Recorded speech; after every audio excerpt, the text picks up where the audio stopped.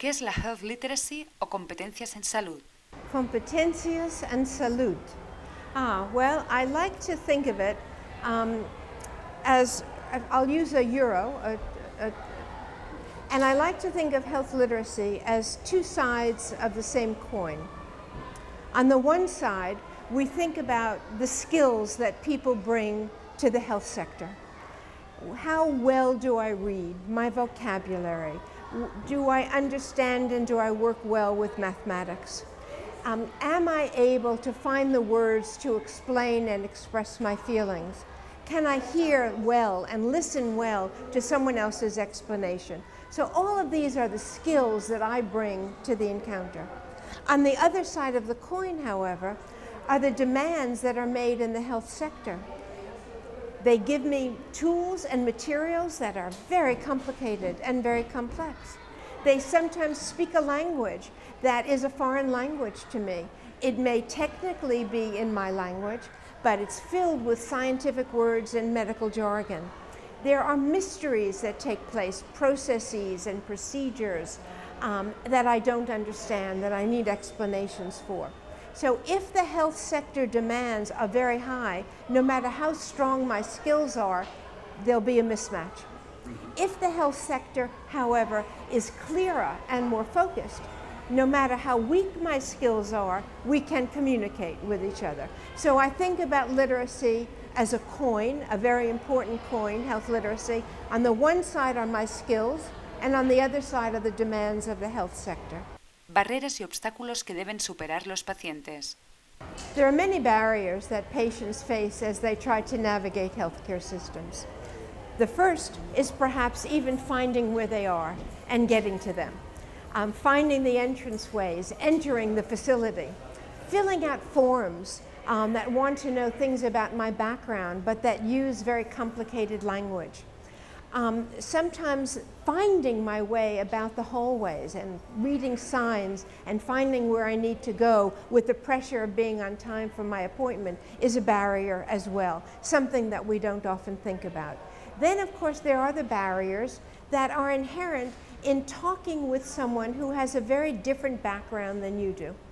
And so people with a different background, whether they're doctors or nurses or dentists or hygienists, are trained, and they're trained in their own special field, and they learn their own special language. And sometimes they forget that I'm not trained in the same way that they are. And they begin to use their specialized language, and tell you the truth, I sometimes don't know what they're talking about. So if that's the case for me, that's the case for my mother, that's the case for so many people. So those barriers have to do with the way things are set out, with the materials that people give me, how they're written, so it's materials and how they're written, it's forms and how I have to fill them out, it's the words that people use, it's the fact that people do things but often don't remember to give me an explanation, to tell me why they're doing it and what they're going to do next, so I can relax and I can feel calm. So I think these are some of the barriers that people face. Competencias en salud y resultados en calidad de vida. Actually, there's a very strong link between health literacy and health outcomes. What we don't know, though, is what the cause is. But we do know, for example, that there are tremendous differences that have been documented between patients who can read well and patients who cannot read well. Let me give you some examples. When you look at how much information people have about their own illness, about their disease, or about their medicine, studies have found that patients who have good reading skills know more than patients who do not. When you look at issues about managing a disease like arthritis, asthma, diabetes, we have found, and there are very strong studies that show, that patients who read well are better able to manage their disease than patients who do not read well. There are other outcomes that we can't quite explain. We know that if you read well, you're less likely to be hospitalized than if you don't.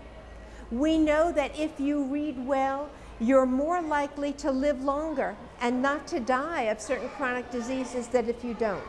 What we don't understand, obviously, it doesn't make sense to say if I read novels, I'm going to be healthy. That's not the issue. That it's the combination of the materials that are given to people, the talk and dialogue that's given to people. So if you have strong literacy skills, that means that you can engage with the health systems, with materials, with instructions, with talk, and you're likely to do better. If you don't read well, you may be less aware, you may not be able to use the tools that people give you, you might not be able to understand the talk that's going on, and therefore you might not be able to carry through with what you need to do. ¿Cómo se pueden mejorar las competencias en salud? There are several ways to improve health literacy. One is that we improve the education of the average person. So we pay attention to what people learn in school. We make opportunities available for adults to come back to programs where they can improve their skills. We make sure that doctors and nurses and other professionals are trained in good communication. So education is one vehicle for improving health literacy. The other vehicle for improving health literacy is to make our institutions friendlier and easier to work with and easier to navigate.